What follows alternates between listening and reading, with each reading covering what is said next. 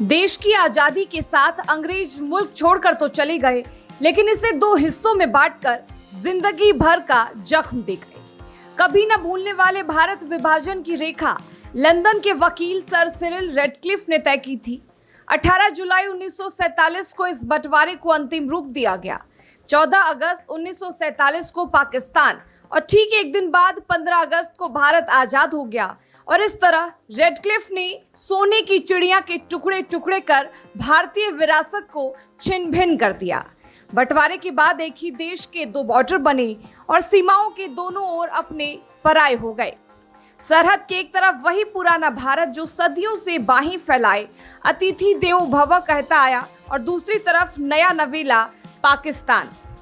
बंटवारा यही नहीं थमा। 1947 के ठीक 14 साल बाद भारत पाकिस्तान के बीच एक और बंटवारा हुआ, लेकिन इस बंटवारे को रेडक्लिफ ने नहीं बल्कि देश के पहले प्रधानमंत्री पंडित जवाहरलाल नेहरू ने किया। इसकी वजह बना एक गांव जो मुस्लिम सूफी संत के नाम से था और पाकिस्तान के हिस्से में।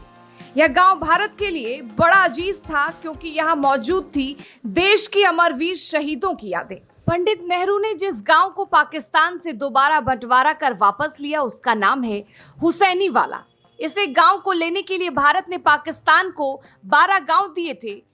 चलिए पहले इस गांव की भौगोलिक स्थिति जान लीजिए, फिर इसके बाद इतिहास पर भी नजर डालेंगे। बंटवारे के बाद हुसैनी वाला गांव पाकिस्तान के पंजाब प्रांत का हिस्सा था। वर्तमान में यह गांव भारत के पंजाब राज्य के फिरोजपुर जिले का हिस्सा है। यह गांव पड़ोसी मुल्क पाकिस्तान की सीमा को साझा करता है।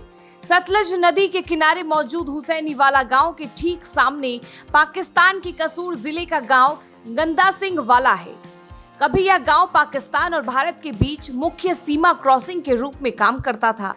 पंडित नेहरू ने जिस गांव को पाकिस्तान से दोबारा बंटवारा कर वापस लिया, हुसैनी वाला गांव गवाह है आजादी के नायकों की शहादत और अंग्रेजों की क्रूरता का। यहाँ देश पर अपने प्राण न्योछावर करने वाले आजादी के नायक भगत सिंह, राजगुरु और सुखदेव की समाधि है। दरअसल इन तीनों देश के अमर शहीदों ने मुल्क की आजादी के लिए जंग का बिगुल फूंक दिया था।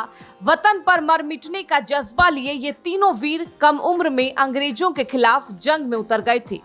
1928 में भगत सिंह, सुखदेव और राजगुरु ने लाहौर में एक ब्रिटिश जूनियर पुलिस अधिकारी जॉन सॉन्डर्स की गोली मारकर हत्या कर दी थी। ब्रिटिश सिपाहियों ने जुर्म में तीनों को गिरफ्तार कर लिया था।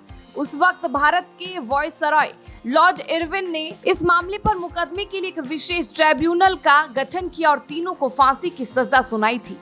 23 मार्च 1931 को भगत सिंह, सुखदेव और राजगुरु को लाहौर सेंट्रल जेल में फांसी दे दी गई।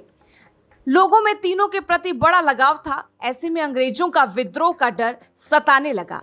किसी को इसकी खबर न लगे इसलिए ब्रिटिश सैनिक गुप्त तरीके से तीनों के शवों को हुसैनी वाला गांव में लाकर अंतिम संस्कार करने लगे।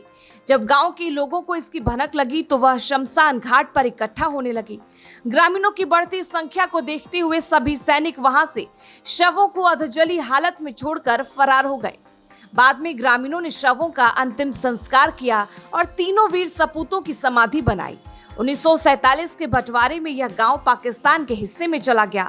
किसी को इसके बारे में ख्याल नहीं आया।